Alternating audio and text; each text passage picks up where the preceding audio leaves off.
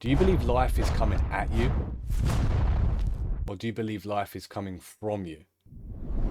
That single question answered once can change the trajectory and narrative of our lives, putting them from a position of being a victim into a victim. Why me? Because the truth is we are governed, but not just by governments, bosses, parents, teachers, but by 7 hidden laws that many don't even know exist. And these laws are older than any empire, and these laws are also studied by those in power to be utilized and exploited, whilst many of the average population don't even know that they exist. You can't play poker if you're not holding any cards, Mr. Skinner. And if you haven't worked out by now, I'm talking about the 7 Hermetic Principles. The Hermetic Principles are written in a book known as the Kybalion in 1908. However, it predates a lot further, back in ancient Egypt, by a figure known as Hermes Trismegistus, the original as above so below guy. Before we dive in, I want to give you some context. These Hermetic Principles aren't just old philosophical curiosities. They are central to understanding modernity, power, and the way human beings still think and behave today. Consider this your pretext to seeing the modern world with ancient eyes. Everything began as a thought.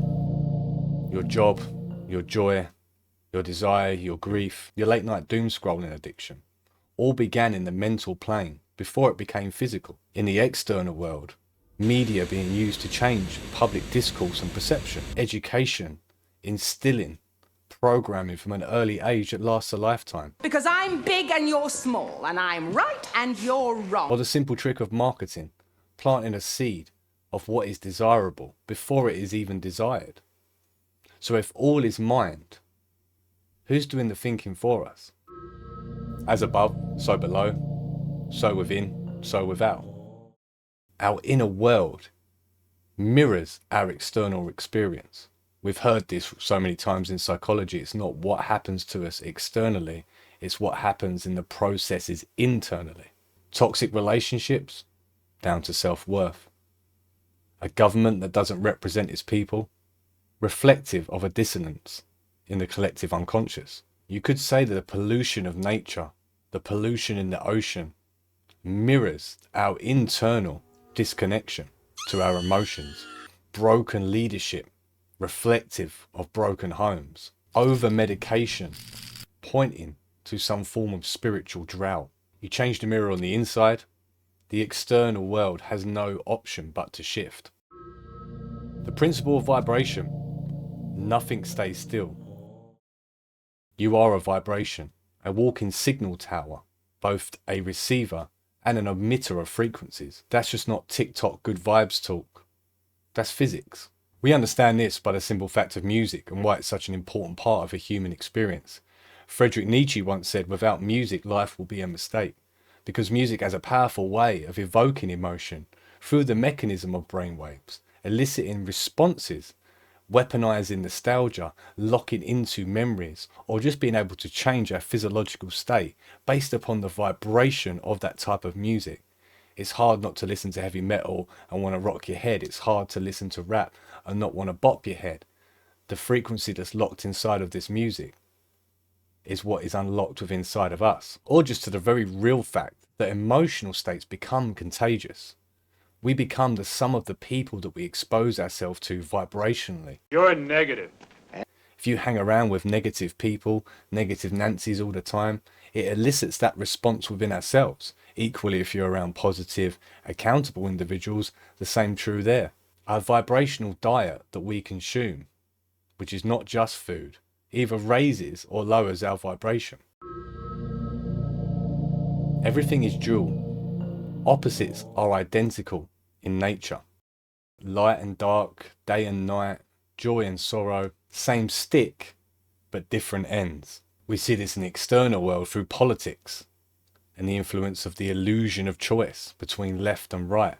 Therapy breakdown is ultimately a breakthrough. Cancel culture, the love of speaking truth, becoming the fear of speaking up. Your hate for the system is really love for truth that's been inverted.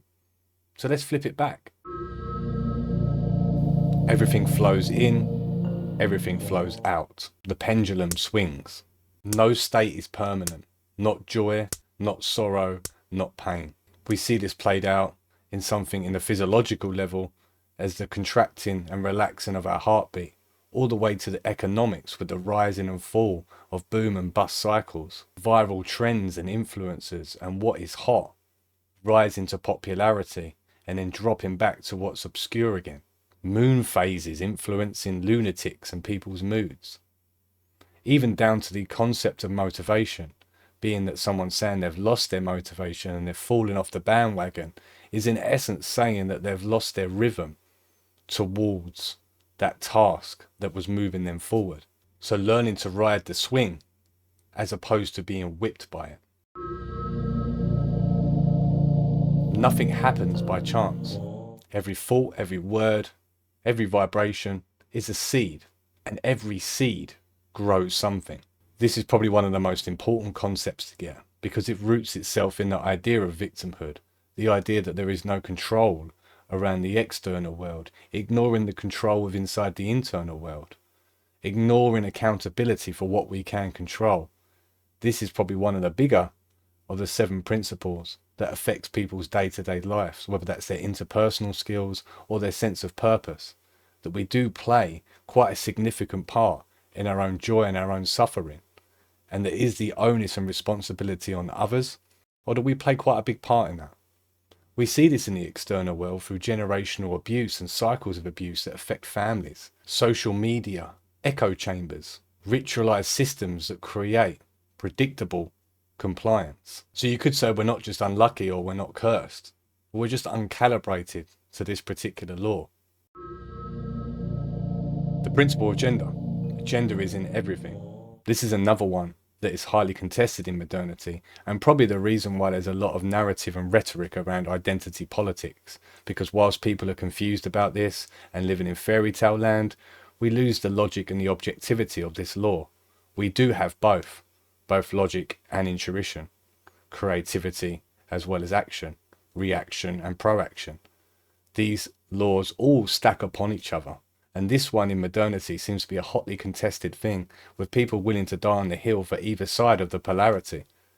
There's a reason why they're making this a confusing area in modernity, because it disempowers people from understanding this particular law. When you balance doing with being, you become a complete individual that's more dangerous to the system. It's so important to remember that these laws aren't good or bad, they're neutral, and they do not give a fuck whether we want to pretend that they exist or not. Choosing not to acknowledge them is absolutely fine. But they're going to operate without you noticing or not. And what you may call superstition or what you may call fate could in fact be rooted in very, very simple laws that we're choosing to ignore. And ironically, the system in which controls the very draconian, almost satanic system in which we live under, a very demiurge style world in which we live, the invertedness of the world, isn't not using these laws. In fact, they are just using them a lot better than what the average individual is. Using media and topics to polarize people, getting people confused about their own gender and their own identity, drumming a constant supply of gossip, fear porn right down people's throats to keep them in that state. Trying to encourage people to be a victim of happenstance, victims of oppression of others, completely absolving them of any responsibility for their own behaviour or their own sovereignty. So the system may be rigged, it may be set up, but it's set up within these laws. They're not breaking these laws, they're utilising them.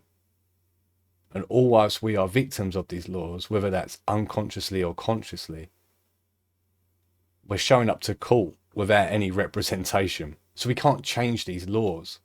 Maybe they are part of the rules of engagement of this game that we call life.